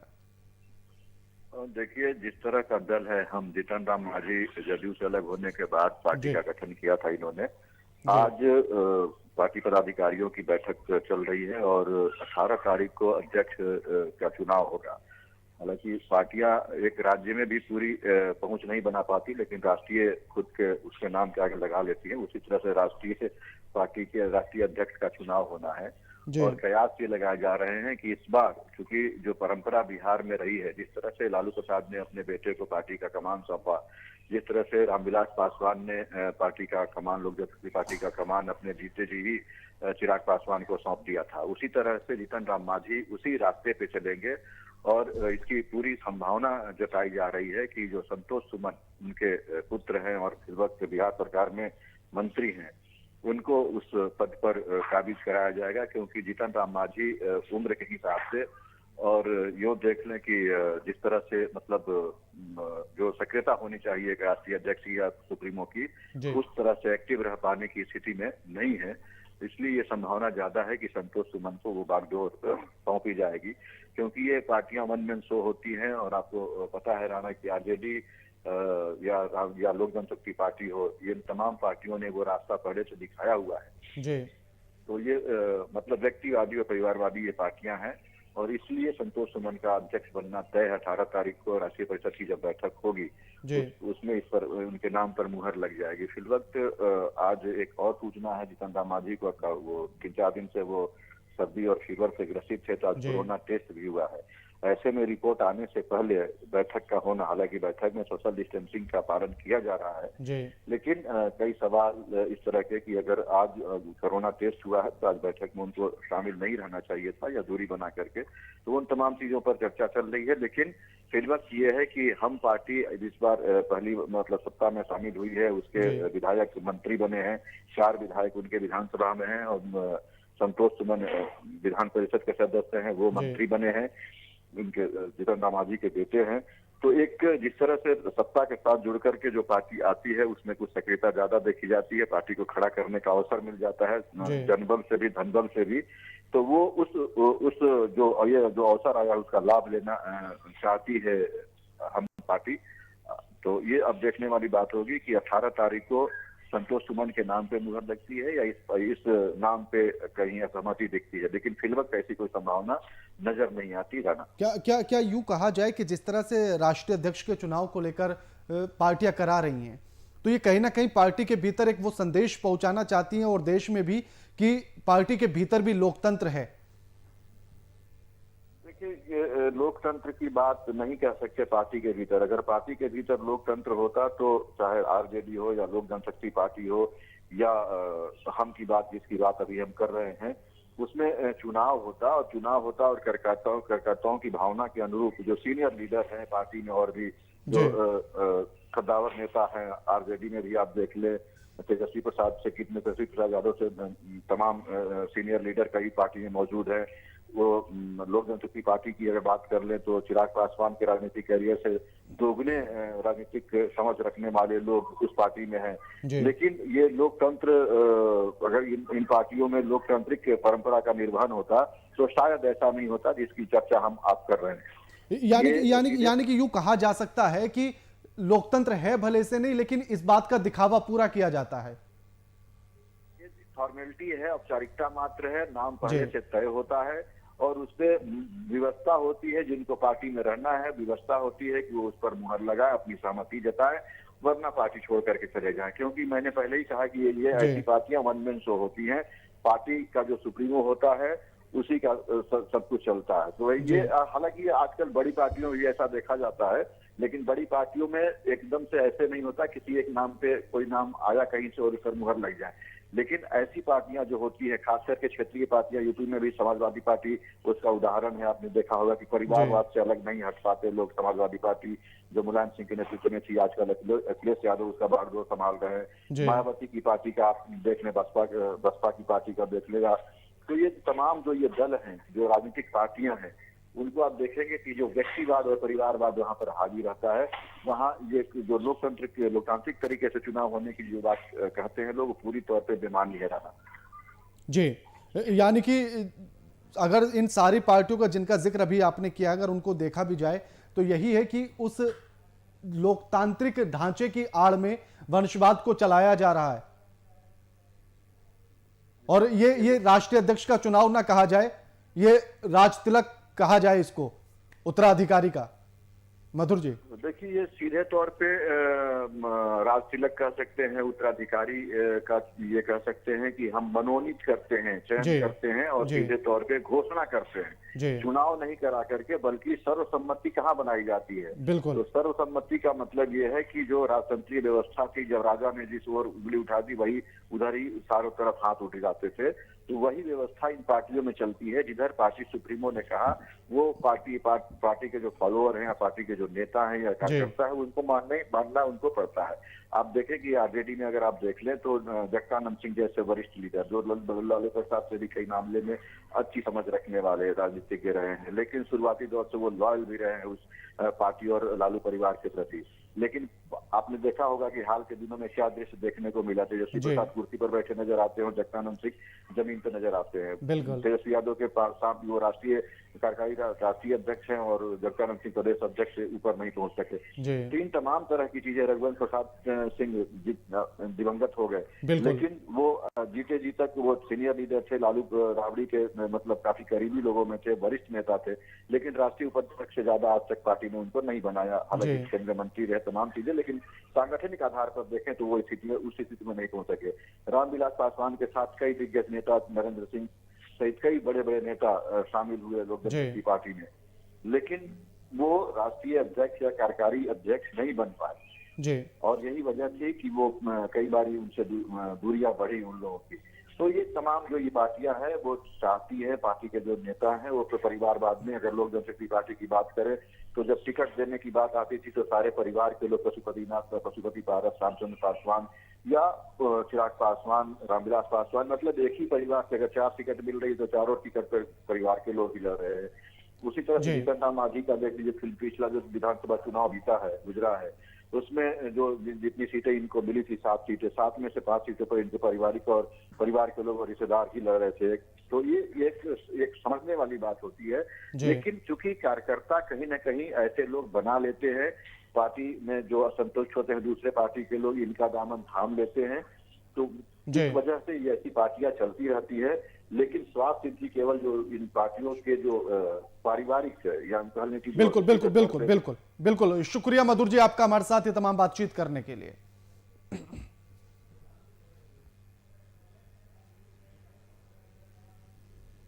और अब आपको सीधे लेकर चलते हैं पटना, जहां केंद्रीय मंत्री अश्विनी चौबे मीडिया से बातचीत कर रहे हैं। क्या कुछ कह रहे हैं सुनवाते हैं आपको। लगातार संपर्क में हूं, मतलब हम ये कह सकते हैं कि ये दरभंगा का जो एम्स बन रहा है, ये पूरी तरह से न केवल मिथिलांचल क्षेत्र का, बल्कि उससे 12-13 जिले बिहार के अलावा नेपाल के बॉर्डर से और दार्जिलिंग तक के लोग वहाँ से लाभ उठाएंगे। तो यानी कि हम कह सकते हैं नेपाल दूसरे देश का और बंगाल, उसका लाभ भविष्य में उनको मिलेगा। एक बहुत बड़ा वरदान अगर अटल जी ने पटना एम्स दे करके 6 एम्स दिए थे, आज 22 एम्स देश भर में, और नरेंद्र भाई मोदी जी के शासनकाल में ये 22वां एम्स दरभंगा का, जिसकी स्वीकृति हो गई है, कैबिनेट का सब कुछ हो गया। और लगभग 1200 करोड़ की लागत से वो एम्स बनने जा रहा है और उसकी पूरी DPR वगैरह बन चुकी है और हम लोग जल्द ही बिहार सरकार के साथ कुछ वहाँ बनने में जो ज़मीन को कुछ लेवलिंग करना था, कुछ पानी वाला पानी था या और भी जो कुछ उनके साथ बातचीत हुई थी, तो वो लोग भी अपनी तैयारी में लगे हुए हैं। मेरे जाने के पहले अभी मैंने भारत सरकार के पदाधिकारियों की बैठक किया था और मैं दूसरे तीसरे सप्ताह में वहाँ जाने का मेरा प्रोग्राम बना था। तो मोटा मोटी हम कह सकते हैं कि 22 तारीख को 21 नहीं 22, आपका कोई दिक्कत है या 23 करो 24 को दरभंगा में हमारी मतलब हम कह सकते हैं कि वो कार्यक्रम एम्स का समीक्षा बैठक वहाँ रखा है, जिसमें बिहार सरकार और केंद्र सरकार के वरिष्ठ पदाधिकारीगण भी रहेंगे और कैसे क्या उसका अंतिम मूर्त आकार देंगे। उसके बाद जल्द ही उसकी भूमि पूजन शिलान्यास कह सकते हैं आदरणीय प्रधानमंत्री श्री नरेंद्र भाई मोदी जी के हाथों शीघ्र ही होने वाला है। तो एक बहुत बड़ा हम कह सकते हैं बिहार के लिए जो हम लोगों ने चुनाव के पहले कहा था और लोग कह रहे थे अरे झुटला रहे हैं, झूठ बोल रहे हैं, विपक्ष के लोगों ने इस प्रकार का हवा भी खड़ा करने का प्रयास किया। लेकिन जो मोदी जी कहते हैं और मोदी है तो मुमकिन है, हम सभी जानते हैं कि वो हमारी सरकार केंद्र की सरकार ने 22 एम्स को स्थापना का ये हमारा बिहार के अंदर दूसरा एम्स होगा। तो इस दृष्टिकोण से साथ ही जो 2 हमारे दरभंगा में दूसरा गिफ्ट और भी हम देने जा रहे हैं कि दरभंगा में हमारा जो सुपर स्पेशलिटी हॉस्पिटल है वो उसका आउटडोर जो है हम उसको जब जाएंगे तो उस समय शुभारंभ भी करेंगे आउटडोर का और पूरे हॉस्पिटल का प्रधानमंत्री जी के करकमलों से जब एम्स का होगा तो उस समय पूरे मार्च तक उम्मीद है कि वो हो जाएगा पूरा, फरवरी तक ही उन्होंने कहा है। तो जब विधिवत शुभारंभ जो है दोनों होगा और हमारा मुजफ्फरपुर सुपर स्पेशलिटी हॉस्पिटल 5 हमारे बिहार में है, जिसमें दरभंगा और मुजफ्फरपुर भी ऑलमोस्ट तैयारी में है, मार्च का अवधि उनको भी दिया गया है और 3 जो हैं जिसमें भागलपुर, गया और पटना। तो ये दूसरे फेज का है, पटना और गया भागलपुर, पहले फेज का वो था दोनों मुजफ्फरपुर और दरभंगा। तो भागलपुर का भी अप्रैल में शुभारंभ हो जाएगा। अप्रैल उन्होंने डेडलाइन अप्रैल मई का हम लोगों ने दिया है, मई में पूरा विधिवत, तो अप्रैल मई में वो अप्रैल के अंतिम सप्ताह तक वो हो जाएगा और गया का भी हो जाएगा। पटना में कुछ विलम्ब होगा, ज़मीन के कारण यहाँ देर हुई थी, तो पटना में हम नेक्स्ट 2021 के अंत 22 के शुरू में हम कर पाएंगे। तो मुझे लग रहा है कि देश भर में 75 सुपर स्पेशलिटी हॉस्पिटल प्रधानमंत्री जी का PMSSY के द्वारा जहाँ ये एम्स की व्यवस्था होती है वहीं सुपर स्पेशलिटी हॉस्पिटल और कोरोना के इस वैश्विक महामारी के कालखंड में हम लोगों ने पूरा ध्यान दिया और 75 में से आज हम ये कह सकते हैं कि लगभग 30 मेडिकल कॉलेज का शिलान्यास कर चुका हूँ। ये PM जो upgradation of hospital medical college super speciality और 40 अब लगभग बन के तैयार हैं। तो 2014 के बाद से लेके अभी तक का जो हमारे स्वास्थ्य विभाग की यात्रा है, विशेष करके वो उच्च स्वास्थ्य में, तो अनेक प्रकार के प्रधानमंत्री जी की योजना राज्य सरकारों के सहयोग से ये काम हो रहा है। बिहार सरकार की बड़ी भूमिका रही है इसमें, ज़मीन से लेकर सब चीज़ का। और जल्द ही मुजफ्फरपुर में आप सबको मालूम है कि कैंसर का एक बड़ा अस्पताल टाटा भारत सरकार के परमाणु ऊर्जा विभाग के, वो कैंसर का भी अस्पताल वहाँ बन रहा है और उसकी भी पृष्ठभूमि तैयार हो चुकी है पहले ही। तो बनारस के बाद दूसरा अस्पताल जो कैंसर का टाटा का होगा वो मुजफ्फरपुर का होगा, उत्तर बिहार में।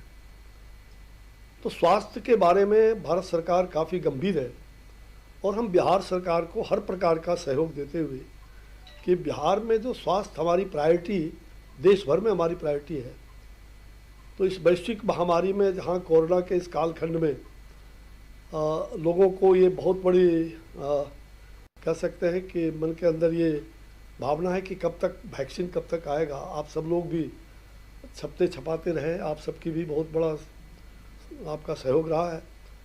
तो वैक्सीन सच कहिए तो आज से पिछले मई महीना में ही प्रधानमंत्री जी ने सारे देश के साइंटिस्ट, जो बड़े बड़े साइंटिस्ट हैं, उनको बुला के उन्होंने मीटिंग की थी और हम लोगों को निर्देशित किया था कि इसकी तैयारी आप शुरू कर दो।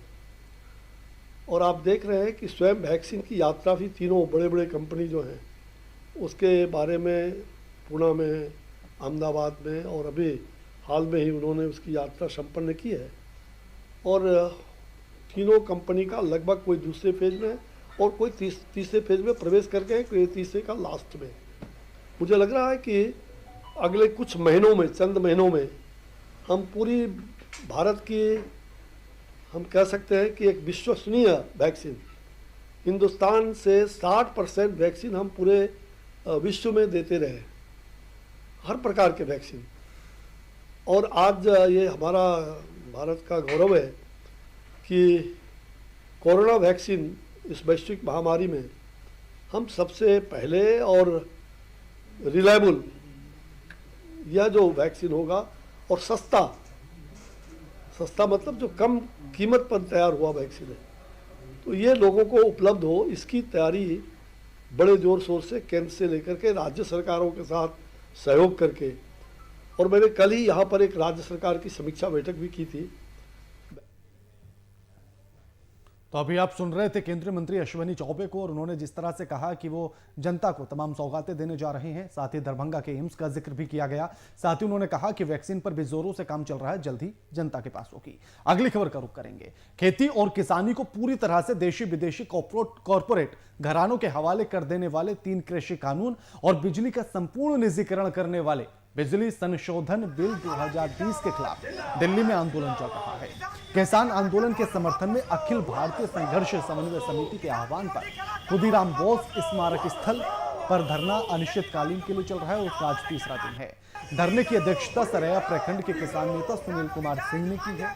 इस धरने में किसान नेता ने बैठक कर 14 दिसंबर को किसानों की मांगों को लेकर जिलाधिकारी मुजफ्फरपुर के पास पहुंचकर विशाल किसान प्रदर्शन देने की बात कही है।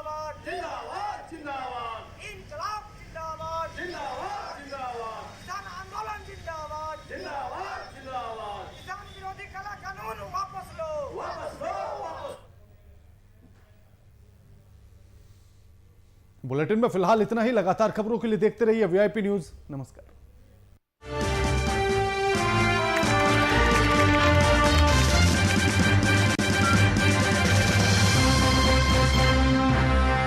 गोल्ड की तरह असली स्टील से बना Taluja gold TMT bars with unique double grip. Guarantee असली स्टील की, गारंटी मजबूती की।